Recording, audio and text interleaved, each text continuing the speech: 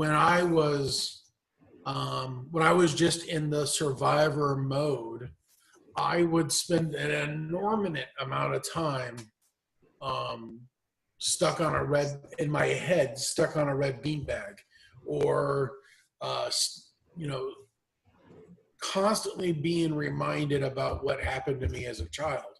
And in the book, in the letter I write um, to myself, it's like, you have no idea how brave you actually are at 6 years old. You have no idea what you're accomplishing just by waking up and going back to work.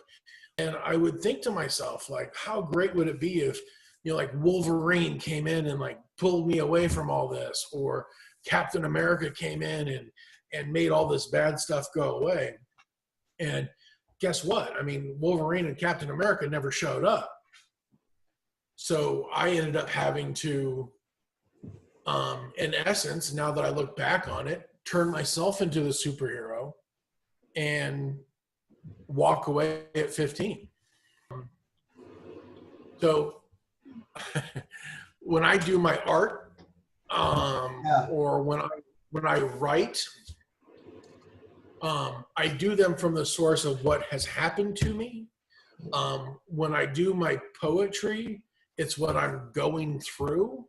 So there's like a delineation between the two pieces of art. And for me, the mental abuse is still going on. I always say my mother has the greatest pair of ultra marathon running shoes in the world, because she's constantly doing laps in my head about how much of a failure I am, how worthless I am, how ugly I am, how I'll never be loved, and all these things. So come through the other end on the sex abuse and on the physical abuse. The physical abuse was real easy for me. Like the minute my mom would beat me with a broomstick or a coat hanger, and I got so large that it stopped hurting. like it was just kind of like, oh yeah, okay, I'm good, like all I see are demons. So I did drawing until about 9th grade, and then I just stopped. I got kicked out of the house. I was on the streets. I was living on the streets for 2 years in Alaska. Did everything I could just to get, a food in my mouth or clothing on my back or a roof over my head. And I'm trying to articulate, like, yeah, you guys are saying I'm brave, but I don't think I'm brave. I just think that I tell people that we shouldn't rape each other. That's not a brave statement. That's a sad statement that I have to make it. It's not brave. You know what I mean? Like, it's more sad. Let me rephrase that for you, because I know exactly what you're saying. The reality is you are brave, but you don't know it. Well, yeah, I guess that's what everybody keeps telling me.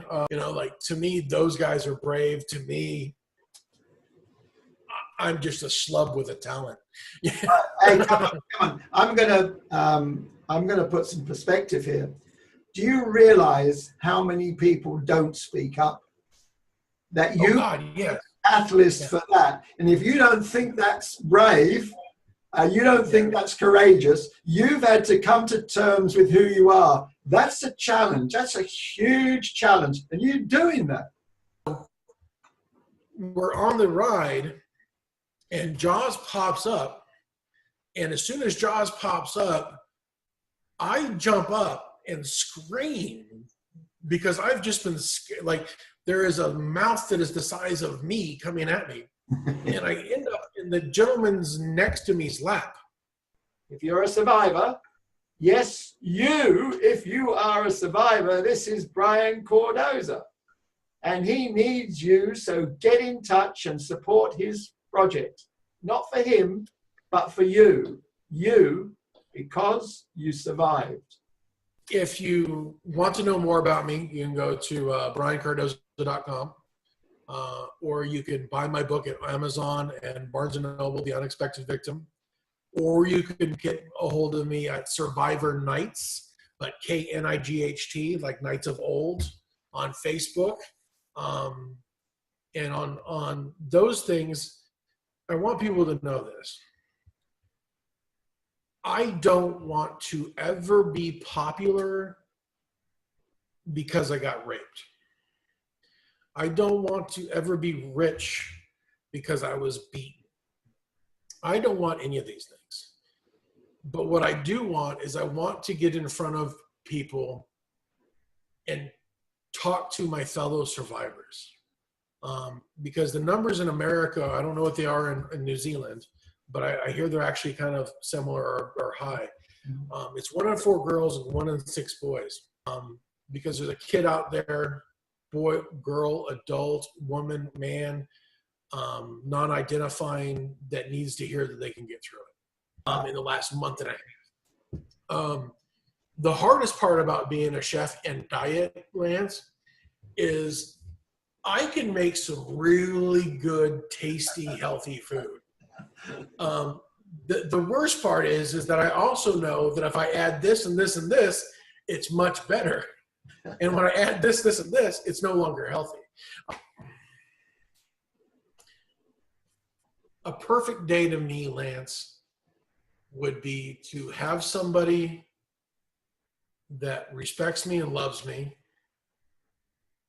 and we go to dinner, and the only table that's available is in the center of the room, and I can sit there without freaking out. There are days that are going to suck, but they're all worth it.